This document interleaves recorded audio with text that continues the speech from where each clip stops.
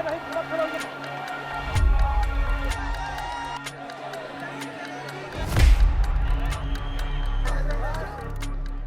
paper leak, that's where India's latest student movement began. Today, it has forced Parliament into a deadlock. The Prime Minister has announced fast-track court for paper leak cases. The opposition is demanding the Education Minister's resignation. But if Indian history is any guide, this isn't really a story about NEET, because some of India's biggest political movements began with just one issue. And many of them ended up changing governments, rewriting laws, or reshaping Indian politics. Most protest movements follow a pattern. They begin with one grievance, but if that grievance reflects a larger public frustration, the movement grows beyond its original demand. The NEET protests are already moving in that direction. What began as allegations of paper leaks has evolved into a larger debate over the credibility of India's examination system and the future of millions of students. And history shows this has happened before. It started in 1973. Engineering students in Ahmedabad protested against a hike in hostel mess charges. Within weeks, rising prices and corruption became part of the movement.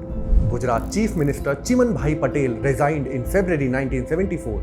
The assembly was dissolved a month later and president's rule was imposed. The movement became known as the Nirman movement. It also inspired another round of protests that would shake the entire country. In 1974, students in Bihar began protesting against corruption, unemployment and inflation. Then Jai Prakash Narayan joined them. His call for Sampoorn Kranti or total revolution transformed the student protest into a nationwide political movement. The emergency was declared in 1975, but the opposition united under the Janata Party and defeated Indira Gandhi in the 1977 general election. But not every movement changed governments. Some changed laws. The Mandal protests erupted in 1990 after Prime Minister VP Singh announced 27% reservation for other backward classes in central government jobs. Universities across North India witnessed strikes, demonstrations and even self-immolation attempts.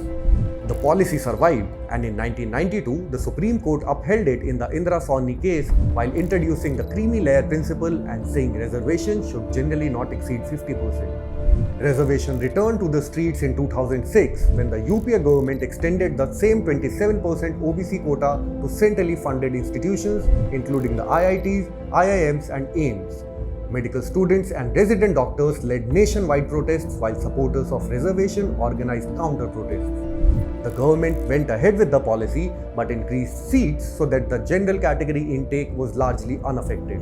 The India Against Corruption movement in 2011, led by Anna Hazare, demanded an independent Lokpal to investigate corruption involving public officials.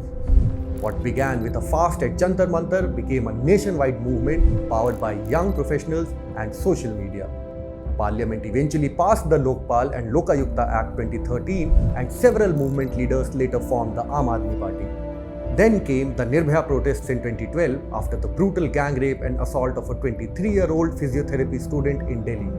The nationwide outrage pushed the government to appoint the Justice J.S. Verma Committee, whose recommendations shaped the Criminal Law Amendment Act 2013. The reforms expanded the definition of sexual offence, introduced tougher punishments and led to the creation of the Nirbhaya Fund. In 2020, farmers sat on protests near Delhi's borders demanding the repeal of the 3 farm laws. After nearly a year of protests, Prime Minister Narendra Modi announced the repeal of the 3 laws in November 2021. The Parliament formally repealed them later that month. From hostel fee hikes to corruption, reservation, land acquisition and paper leaks, India's biggest protest movements have often started with a single issue. But when that issue reflects a wider public frustration, it stops being just another protest. That's the question hanging over the NEET movement today. Is this just about an exam, or could it become another turning point in India's political history? Follow Business Standard for more such stories.